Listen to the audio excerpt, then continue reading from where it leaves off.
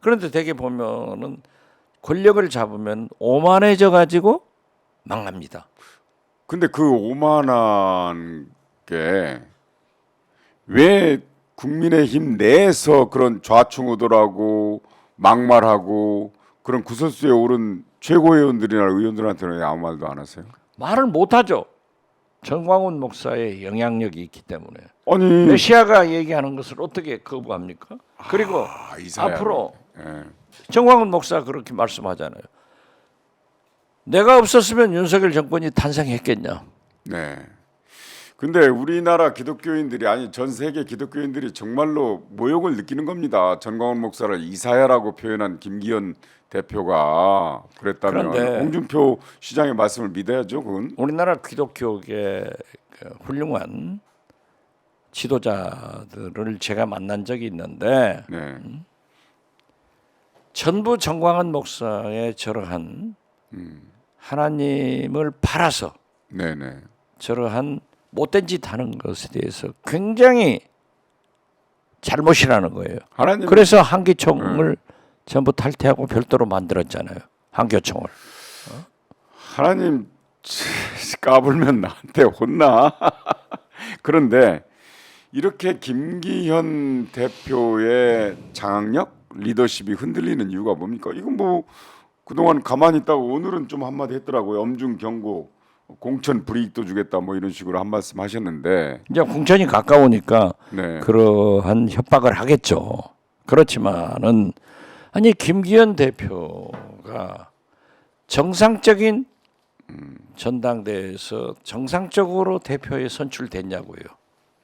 윤석열 총재에 의거해서 임명돼 가지고 네. 윤핵관들에 의거해서 다른 경쟁자들을 다 무차별하게 총기 난사를 해가지고 혼자 됐잖아요. 그 최고위원들이 전부 다 윤핵관이다. 아 그렇죠. 감히 어떻게 할 수가 없다 이거. 최고위원 전부 윤핵관이고 딱 양념으로 유승민 전 의원의 측근 한 사람 최고위원 주고 나머지 사무총장부터 그런데 모든 예, 당직자가 윤핵관 또 내일 모레 예, 당선시킬 원내대표도 당의 형식상 서열 2인자인데 여기도 윤핵관들의 끼리끼리 하는 거죠. 끼리끼리 하는 거 아니에요. 그런데 김기현 국힘당 대표의 위상 또는 그 리더십이 흔들리는 게 당내에서뿐만 아니라 지역구에서도 그래요. 아니 김기현 대표의 리더십은 처음부터 없었어요. 아니, 흔들리는 게 아니라 없었어. 그- 그렇기 그거- 때문에 이번 네네. 보궐선거에서 네네. 자기 선거구에서 기초의원 민주당이 됐어요. 졌어요. 교육감도 진보 진보 교육감이 됐어요. 됐어요. 그리고 교육감은 압도적으로 해야 돼. 압도적으로 무려 23% 네. 표차로 그 보수 보다도 진보 쪽이 뭐 그렇게 창녕 압도적으로 교수는 또뭐 전주에서도 이제 국회의원 선거 재보궐선거가 있었잖아요. 거기는 그렇죠. 이제 진보당의 강성희 의원이 됐지만 예. 강성희 이제 후보가 됐지만 민주당은 그 출마를 안 했죠. 물론 이상준 기책 사유가 의원이. 있어서 안 했죠. 그래서 이제 그런데 거기에서 국힘당 후보가 얻은 그 득표가 8%밖에 안 돼요. 김기현 대표가 2번 내려갔잖아요. 네네. 근데 대선 때하고 지난번 지선 때는 15% 얻었거든요. 그리고 절반으로 떨어졌다는 얘기죠. 지금 윤석열 대통령 체제에 그러니까 김기현 대표 체제에서 그러니까 지금 현재 보면은요. 구라파에서는 우파들이 다시 승리를 하고 있더라고요. 네네. 핀란드 여총리 그 재밌었잖아요. 네. 나에게도 밤이 필요하다. 난 굉장히 그 여성 총리를 지원했는데 이번에 3당으로 밀려났어요. 그런데 우리나라는 이번 선거에서 보니까 진보 세력이 약진하고 있다. 네네. 저는 그렇게 봐요. 그게 왜 그러냐 하면은 윤석열 대통령은 과거 일본이 우경화할 때 아베 총리의 길로 가고 있어요. 네. 지나치게 우경화돼요. 이러한 것을 우리 국민들이 잘 알아서 일종의 평가를 뭐 중간 평가까지 아니지만은 소평가라도 해서 진보가 약진했다.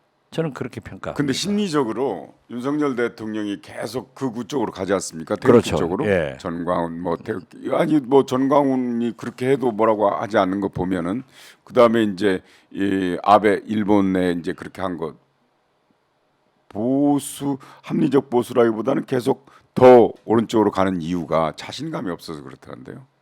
말하자면 개혁 정책을 혹시라도 쓰면 기존에 지지했던 보수가 저 배신했네라고 할까 봐서 그렇다는 거예요. 그 배신감을 네. 가장 의식하는데 네네. 결국요. 일본도 국민들이 제대로 지켰어야 되는데 일본 국민들도 많이 우경화돼 버렸거든요. 네네. 보면은 항상 우리 한일 문제도 일본의 극우 그러한 정치인들이 우리 국민 염장 질르는 얘기를 쫙 해버리잖아요. 네, 그렇죠. 그러면 그 사람이 당선돼요. 그렇기 때문에 저는 김재원 최고위원이 그 보통 머리도 좋고 참 말씀도 잘하는 분이에요. 치고 빠지는 전략이 그런데 다 의도가 있다. 나는 그렇게 봐요. 그리고 특히 예. 그분의 선거구가 경상북도에서 대구로 옮겨갔잖아요. 그렇지만은 저는 홍준표 시장의 지적대로 그렇게 쉽지 않은 미래가 있을 거예요. 자 보세요. 그래도요. 홍준표 시장한테 김기현 대표가 지방 행정이나 잘하지 왜 자꾸 중앙 정치 얘기하냐 이렇게 하지만은 홍준표 시장이 말은 맞는 말 해요. 말은 맞는 말 해. 본인도 전광훈 목사하고 같이 가서 연설했다는데 아니 같이 연설을 했지만은 이재호 대표가 이재호 그 저 고문이 오라고 해서 갔다는데. 근데 그 거기 서서 그렇게 한 것 자체가 웃기는 거예요. 아유 세상에 다른 사람을 따라야지. 참. 아니 그 지금 말씀하신 대로 아니 이제 그런데 정광훈 목사가요. 저는 한 번도 뵌 적도 없는데 저는 화면으로 많이 봤습니다. 아니 화면으로야 많이 안 본 사람이 어디 욕하는 있겠어요. 것도 봤는데 그런데 너무 웃겨. 제가 국정원장에 취임을 했는데 정광훈 목사가 의외로 국정원장 박지원은 참 괜찮은 사람이 같다. 그 교회 다니십니까? 아니 그러니까 칭찬 받을 사람한테 받아야 되는데 정광훈 목사가 칭찬을 하니까 찝찝해요? 어쩐지 기분이 거시기 하더라고요. 태영호 의원에 대해서 잘 아신다고 그랬죠. 잘 알죠. 하지만 말씀은 못 하신다고 그랬죠. 그렇죠. 그 전광훈 목사 같으면 까불지 마 그랬을 텐데. 내가 네 과거를 다 알고 있다. 그분은 까불지 마 그랬을 텐데. 메시아기 때문에 예. 하나님도 혼내버리는 분인데. 네. 그 윤석열 대통령이 자꾸 우쪽으로 간다고 그랬잖아요. 그렇죠. 이번에 4.3 추념식 안 간 것도 바로 그거죠. 바로 그거죠. 네. 아니 그분이 당선자 신분으로 제주에 가서 어떤 말씀을 했어요. 그럼요. 이제 윤석열 정부는 정말 다르구나. 그걸 느낄 수 있도록 그렇죠. 하겠다. 막 이런 그랬잖아요. 변화가 오는구나. 네네. 사실 윤석열 대통령을 저는 당시 국정원장으로서 정치적 중립 위치에 있었지만은 네. 당선되니까 상당한 기대도 있었어요. 네. 국민들이 네. 그래도 검찰총장 출신이니까 정의롭게 할 거다. 또 그 네. 부분의 캐치프레이즈가 공정과 상식 아니었어요. 그런데 지금 현재는 집권 1년 만에 공정과 상식은 다 없어져 버렸어요. 다음 때에 하라. 20대 30대가 떨어진 이유가 바로 그겁니다. 그렇죠. 아니 그리고 MZ 노조도 보세요. MZ 노조 아니라는데요? 아니라는데? 50대까지 다 했대요. 그 아니, 위원장이 그러니까, 그랬어요. 위원장. 글쎄요. 네. 그리고 자기들은 69시간 아니다. 반대한다고. 네. 아니 그러니까 근데 왜 계속 그렇게 홍보를 합니까? 그 사람들하고 치맥하고 막 그랬어요. 그 당 지도부가 웃기는 거죠. 잘못 짚은 거야. 프레임을 그렇게 만들어 가지고 강요를 하는 것 같아요. 그렇죠. 그렇기 때문에 그게 사무직 노조더라고요. 사무직. 어떻게 됐든 무슨 네. 노조가 LG 노조건 쪽에. 지금 이 젊은 세대들이 지금 그러잖아요. 우리 어른들이 걱정을 하는 게 이 MZ 세대들은 딱 미국을 닮아가더라고요. 미국 어떻게? MZ 세대들도 좋은 차를 사고 또 미국은 시스템이 구조가 아파트나 집을 렌트해서 살지 자기가 소유하려고 하지 않아요. 네. 소유의 개념이 없고 그냥 사는 그런 개념인데 좋은 차에 여행 다니고 재밌게 산단 말이에요. 그런데 우리는 어떻게 쓰든지 모아가지고 못 먹고 안 놀고 해서 집 사고. 집 살려고 했단 말이에요. 네. 이런 것이 바뀌는데 그 MZ 세대들은 지금 현재 주 40시간 노동도 너무 많다. 네. 주 워라밸을 52시간 원하죠. 상한제도 너무 많다 하는 네네. 것이 하는데 저는 국민의힘에서 대통령께서 69시간 얘기해서 또 참 후보 때는 120시간 얘기했어요. 그럼요. 120시간 일하고 푹 쉬면 된다 그래요. 푹 쉬고. 푹 쉬면 저 병원에 가서 쉬는 거죠. 아니 그리고 지금도 보세요. 몰아서 일하고 한 달간 제주도에 가서 살면 그러면 된다. 애들은 자집에서 키우는 애들은 몰아서 일하는 동안 학교를 갈 수 있습니까? 그러면서 유치원을 갈수 어떻게 있습니까? 20대에 애를 셋 셋나라고 나면은 그렇습니까? 아빠는 군대 면제해 준다고. 지지하지 않으셨어요, 실장님? 어디를 지지해요? 69시간제 69시간? 저는 그렇게 지지하지 않았어요. 반대하셨죠 처음부터. 말이 안 된다고. 52시간 때도 네. 업종에 따라서 플렉시블하게 적용이 되고 있어요. 아 실제 지금 하고 있어요. 그렇습니다. 네. 하고 있고. 그리고 세계적 네. 추세가 지금 주 4일제 아니에요. 네, 그럼요. 근데 우리도 언젠가는 간다니까요. 가죠. 이 주 5일제 지난번에도 말씀드렸지만 우리 젊은 세대들은 MZ 세대들은 태초에부터 우리가 주 5일 한 줄 알죠. 알죠. 이게 김대중 정부에서 네. 제가 만들었다니까요. 말씀드려서. 그런데 그렇게 근무 시간제, 그다음에 경제 활성화 이런 것들이 다 체인으로 엮어서 돌아가거든요. 그렇죠. 연계돼 가지고. 아니, 근무 시간이 짧고 쉬는 시간이 많으면 소비가 활성화되거든요. 그럼 기업이 돌아가요. 예, 김대중 대통령이 당선됐을 때 네. 당선자 신분일 때 우리가 IMF 외환 위기가 이제 김영삼 대통령에 의거해서 선포가 됐어요. 네네. 선포가 되니까 당시 미국 대통령이 클린턴이었습니다. 네. 클린턴 대통령이 축하 전화를 하는 것으로 알았어요. 김대중 대통령 당선자와 하는데 물론 축하한다 얘기를 해놓고 지금 한국의 외환 사정이나 경제 문제가 당선자께서 생각하는 것보다 훨씬 국제적으로 심각하다. 네. 그러니까 내가 사람을 보낼 테니까 한번 만나서 자세히 설명을 들어봐라. 그때 오신 분이 재무차관 썸머스. 네, 서머스. 네, 네. 나중에 재무장관도 했고 하버드 총장도 했고 했죠. 또 오바마 정부 때는 국가경제위원장도 했고 지금도 바이든 관계가 정부 지금 하고 있습니다. 있어요. 네. 그분이 오셔서 말씀을 하더라고요. 우리 외환위기나 정부의 실능. 그러면서 그 미국에서 노동의 유연성을 봐줘야 된다. 우리는 평생 직장 아니에요. 네네. 그래서 김대중 대통령도 노동자들에게 우리 국민들에게 우리가 노동의 유연성을 받아들이자. 네네. 100명을 고용하고 있는 회사가 그대로 두면 망해버리면은 100명의 실업자가 생기지만 구조조정을 해서 30명이 나가면은 70명이 일해가지고 회사를 살리면 그 30명을 다시 채용하고 이 30명 나간 노동자들에 대해서는 국가에서 교육을 시키겠다. 그렇게 갔잖아요. 그런데 지금 그때는 40시간 주 40시간이에요.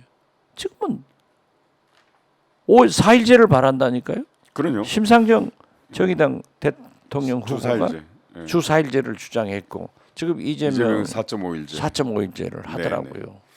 근데 이제 그때 이런 흐름을 네. 모르고 그러니까 69시간 네. 아니 일 몰아서 하고 제주도에 가서 한 달 한 놀자. 달. 회사가 그런 거 할 수 아니 있어요? 그렇게까지 홍보하고 다 입법 예고까지 해놓고 69시간제 자기들이 주장한 적 없다. 프레임 그렇게 하지 말라 지금 발뺌하고 있잖아요. 아 여기는 안 해버리면 그런 거죠. 뭐. 대통령이 아니다. 아니 이제 이번 한일 정상회담도 아니라는데 사실로 나타났잖아요. 노동의 유연성에 대해서는 이제 사실은 전제가 있습니다. 이 회사에서 잘려도 바로 다른 회사에 취업할 수 있는 그런 구조, 그런 사회. 거기다가 그 취업하지 못하는 기간 동안에 실업수당을 충분히 주는 그렇죠. 그런 제도들. 이런 제도들이 다 있거든요. 그래서 노동의 유연성을 이제 실제로 하는데 우리 같은 경우는 그게 아직 덜 돼 있단 말이죠. 그래서 노조원들은 한번 잘리면 나는 이제 백수가 된다라는 걱정들이 있는 거죠.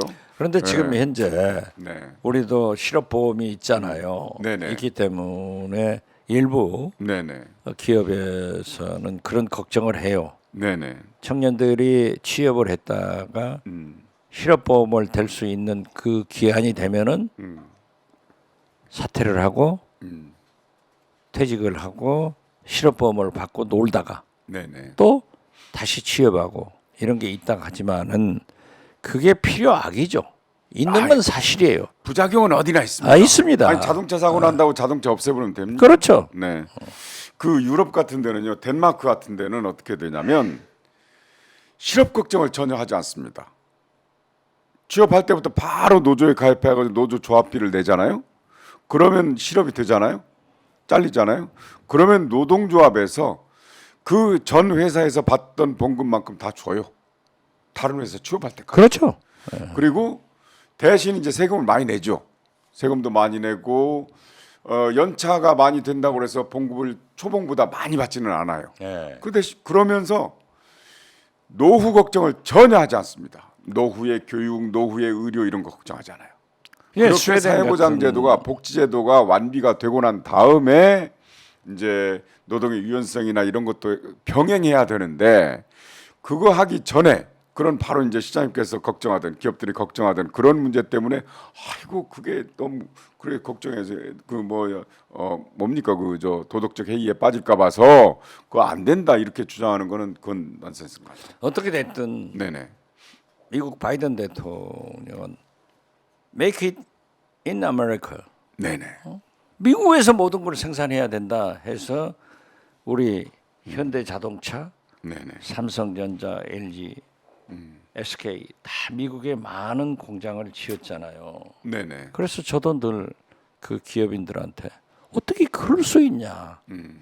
우리 한국에도 일자리 창출을 해야 된다라고 맞습니다. 하는데 사실 오래 전부터 삼성전자가 준비를 해서 반대쪽 공장 클러스터를 용인에 평택에. 300조 이미 평택은 했고 네. 지금 신규로 300조를 하잖아요. 네. 그리고 다시 또 디스플레이 네. 충청남도 쪽에 4조 투자를 하더라고요.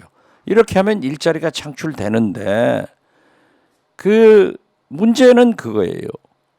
수도권에 대해 집중이 되고 사실 충청권까지 수도권 취급을 해서 하고 있다고요. 네. 근데 그게 양질의 노동자 확보가 어렵기 때문에 그런다. 이런 얘기를 기업들에서는 하지만은 지역의 균형 발전을 위해서 그래도 해야 된다. 지방. 맞습니다. 결국 그래서 우리 기업들이 좀 국내에서 투자를 할 수 있도록 가장 중요한 게 세제 혜택이나 부동산 지가에 대한 혜택 아울러서 노동의 유연성이 확보돼야 되기 때문에 네. 노동자들도 협력할 것은 해야 된다.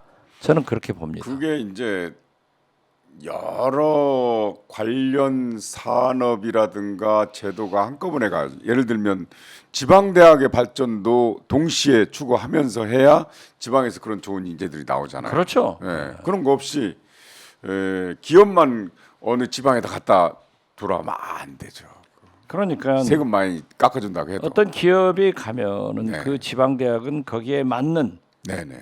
인재를 양성할 수 있는 네네. 기업에서 그 대학을 좀 보조하고 네네. 정부에서도 학과 같은 것은 좀 그러니까. 플렉시블하게 적용해서 그 대학에 네네. 자유권을 줘야 되는데 모든 걸 지금 규제를 하니까 문제죠.